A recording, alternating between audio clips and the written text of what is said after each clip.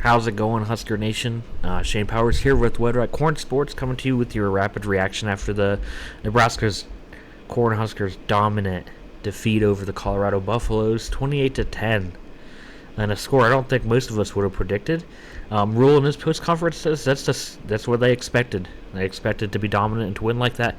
I don't think a lot of us expected that, but it really was.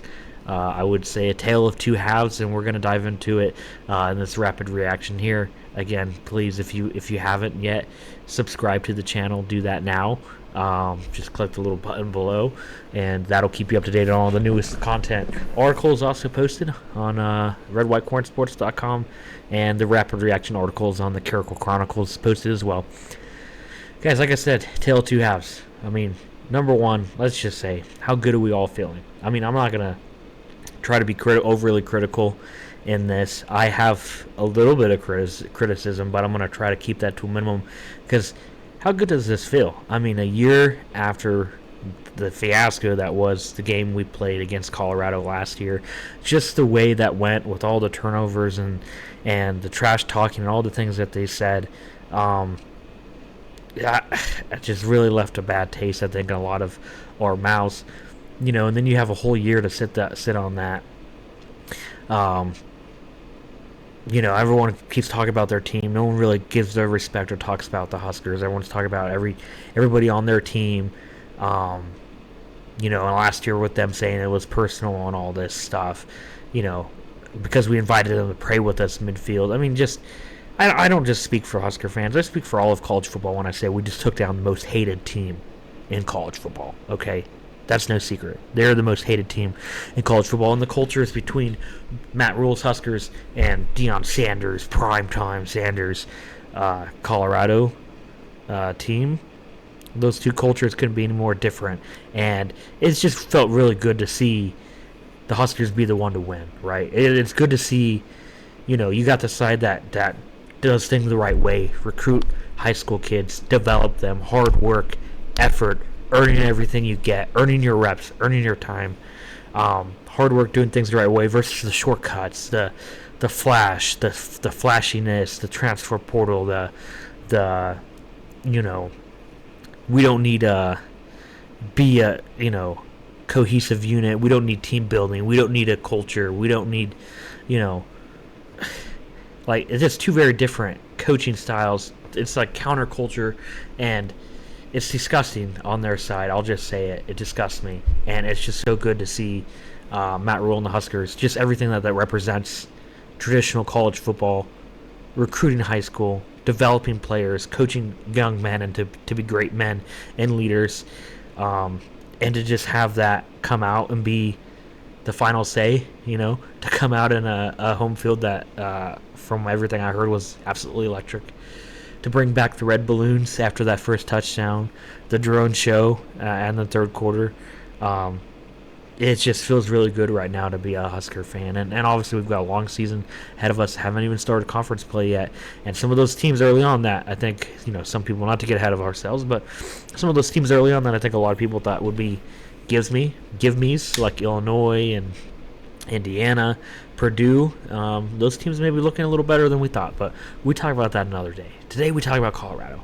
So we break down this segment real quick. Again, we keep these things less than 10 minutes. Offense, defense, special teams. Offense, man, I'm glad and I'm happy to tell you I was wrong about Dante Dowdell. After the last game, I was a little critical of him this week. I said maybe, Matt Rule came out publicly, said the running back by rotation would continue and Dowdell was going to get touches, and I was a little critical of that. I said, hey, maybe he shouldn't. I said he looked like our best running back, clearly RB number one, but at what risk, right? I mean, if you're going to turn over the ball, can you afford that in a game like this? Good thing I don't coach the Nebraska Cornhuskers. Matt Rule does. He gave him a chance, and man, 74 yards on the ground for him, 74 carries. He never fumbled the ball. 2 touchdowns for him. Fourth down conversion for him, and he was just dying. Like Matt Rule said in the post-game press conference, he set the tone for us, guys. I mean, so I was wrong about him, and right at the same time, I was wrong saying we shouldn't give him any more opportunities, and I was right when I said that, we we had him as an RB1. I mean, that's saying he was the best running back we got. So I was right about that. Behind him, Ramir Johnson had 10 carries for 33 yards. Gabe Ervin only got 2 carries for 6, and Emmett Johnson got 1 for 3. So it looks like the running back by committee is slowly dying down, settling down. We're starting to see. It looks like it's going to be the Dowdell Ramir Johnson show. Now, Rule said in his post game that, hey, it's not going to shake out that way every week. They'll get more carries and stuff like that. But I think we're seeing in big-time matchups the rotation that they want, right? So those two guys are and they're good. They complement each other. One's a big, heavy bruiser. The other one's like a faster, smaller back, right? Also a receiving back, Ramir Johnson. Raiola still looked pretty good. I mean, not quite as crisp as against UTEP, but that's expected, right? You're playing a Power 5 team. You're playing a heated rivalry game. You're playing under high-pressure situation. I thought a lot of his early throws were a little, some of them were underthrown. Like a lot of the shot plays underthrew. A few of them, maybe one should have gotten a pass interference call on early on. One that Jalen Lloyd came back, two just made a great play on it. And then before half, I mean, we got that touchdown, but really, he threw a pick. He threw an interception that, it's the craziest thing. Threw a pick, bounced out of that guy's arms, back into Ramir Johnson's arms, who then took it in the end zone for a touchdown. So, got some things he's got to clean up. True freshman, starting on a high-pressure game. At the end of the day, guys, he goes, he doesn't ever turn the ball over. He went 23 of 30 for 185 yards and a touchdown. We won the turnover battle again. Now, the offense on the second half, that's really the story of the two halves. The offense on the second half, anemic. Nothing. Like 3 and out. I mean, some penalties that didn't make any sense were called. I get it. But the vanilla calling in the second half really made a big difference. Now, I think some of that was the coaches wanting to just run out some clock, finish the game, not turn over the ball, not give them any momentum. But you also got to learn to keep your foot on the throat of the opponent when you got them down and not let them back up, which could have happened. It didn't here, but it could have happened. All in all, really the tale of two halves was the offense. And look, at the end of the day, it was a good day for the offense. I mean, they had almost 200 yards on the ground. They almost had 200 yards in the air.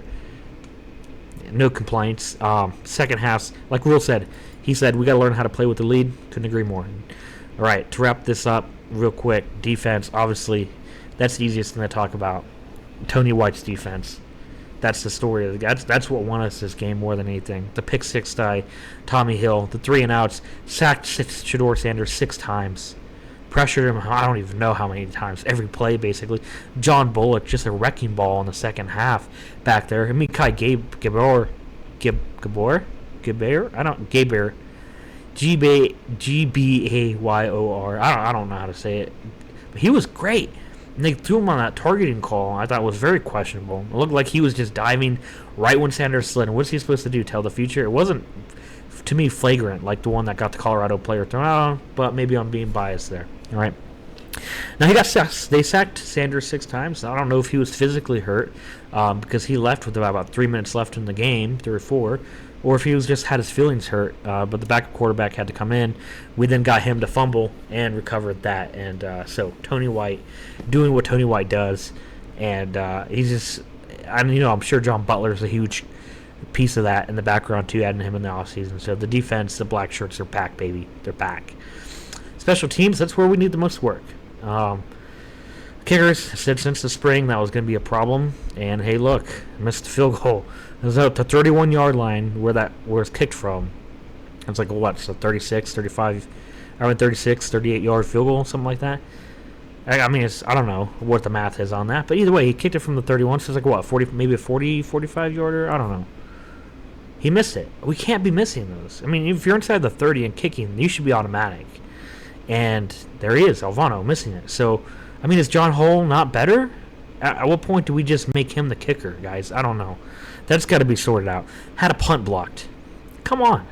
They had a return on a kickoff that almost took it to the house. The special teams needs to be cleaned up because football is a 3-phase game. You can be really good on defense, okay on offense, and you're horrible on special teams. And at the end of the day, might get us to 2-0, but how much farther is it going to get us? They're going to get this cleaned up. I believe it. Rule said it himself. That special teams, they got to work on it. So they're going to get it done. Story of two halves, guys. I mean, 28-0 halftime. Never would have have predicted that. Very happy with the way that was going. I think everyone else would agree with that. And then obviously very slow in the second half, but we get it done. 28-10, Huskers. We don't have to talk about Colorado no more. We can laugh at them. We don't have to worry about them. We get the final say because we ain't the series is done. We ain't playing them next year, so I don't care. Series is done. We get the final laugh. They get to go home and cry and all that stuff, and we move on. And that's that, guys. I mean, great performance all around. Not what I expected. I'm very, very pleased by that.